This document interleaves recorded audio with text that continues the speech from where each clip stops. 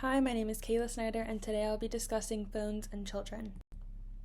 The claim that I will be making today is that children should not be given phones until middle school, which is around the ages 11 to 13. Today we'll be discussing 4 points. First of all, mental development, how phones can inhibit a child's mental development from a young age. Secondly, exercise and obesity, how phones can lead to lack of exercise and increased obesity rates. Thirdly, social media usage, how phones can increase social media usage, which ultimately leads to mental health issues. And finally, possible benefits, why phones may be beneficial to children in middle school, but ways to avoid it. Firstly, we'll talk about mental development, how phones can act as an inhibitor to young children. An article by NBC News covered 2 studies. The first study linking OCD to screen time. They found that increased screen time, such as watching videos and playing video games, led to an increased chance of children being diagnosed with OCD. The study followed 9,200 participants throughout the ages of 9 to 10 years old for 2 years. They found that the chance of developing OCD increased 15% for every hour that a child played video games and 11% for every hour that they watched videos. The second study linked emotional outbursts to phone usage. Using iPads or iPhones to calm children down during high emotional situations can often result in emotional outbursts and children not knowing how to properly regulate their emotions. Because parents often distract children with their iPhone or an iPad during these high emotional situations, the children isn't actively thinking about how to regulate their emotions. Giving the child an iPad acts as a positive reinforcement, which you're then unintentionally reinforcing negative behavior. The Hannon Center also covers various studies which show that screen time decreases the amounts of words and sentences that toddlers use, ultimately resulting in delayed expressive language skills. They found that for every 30 minutes of screen time the toddler uses, the risk for language development delays increased by 49%. They also included screen time usage recommendations, which are infants and toddlers under 2 years old, no screen time, and children 2 to 5 years old, under an hour of screen time per day. Although we can see these recommendations, we can also see that screen time does not benefit children of a young age. Next, we'll be covering exercise and obesity, specifically how phones limit exercise and can contribute to obesity. A study by the Association of Play Industries covered by Child in the City saw that there has been a 50% increase in discretionary screen time in less than a decade.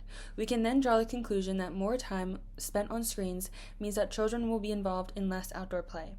Big Life Journal covers the various benefits of outdoor play, including that it reduces stress and anxiety because the fresh air and green spaces act as natural soothers. It improves physical health because children get vitamin D, which benefits your immune system.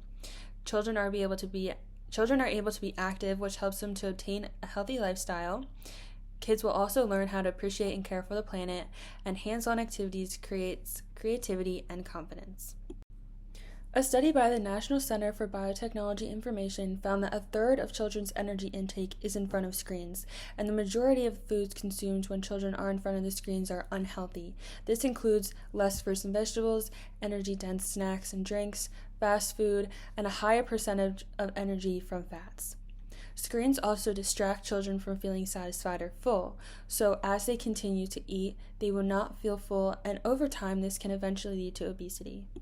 Next, we'll be covering social media usage, specifically how phones increase social media usage in addition to body comparison, bullying, and other mental health issues.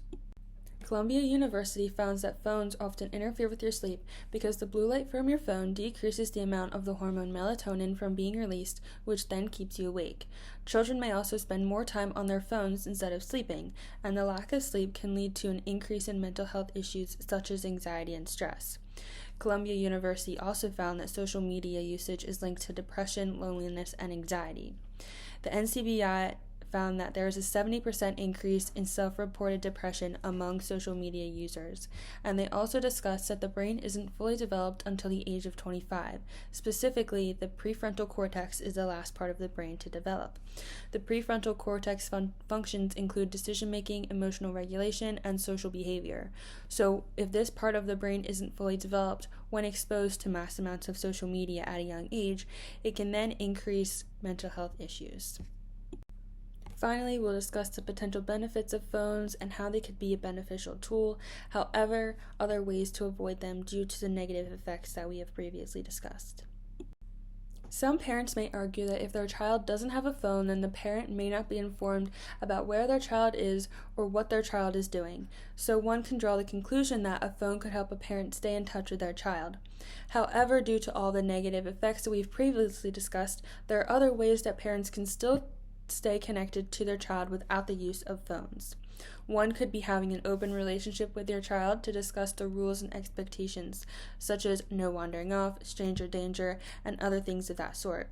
You could also use a kid-friendly watch, which uses texting, calling, and location tracking, minus the negative effects of video watching and social media. So in conclusion, kids should not have phones until around middle school because it inhibits their mental development, it decreases their exercise and increases their obesity rates, and social media usage often leads to mental health issues. So why is middle school an appropriate time to implement phones? Children are often becoming more mature, independent, and responsible during middle school. After-school curricular activities or earlier bus drop-offs can often lead to parents needing to know the whereabouts of their children. Communication also becomes more necessary between parents and the peers of their children, and phones make that easier. So because children are becoming more mature during this time, it's often a good time to implement the phones into their lifestyle. Thank you so much for watching, and I hope you enjoyed.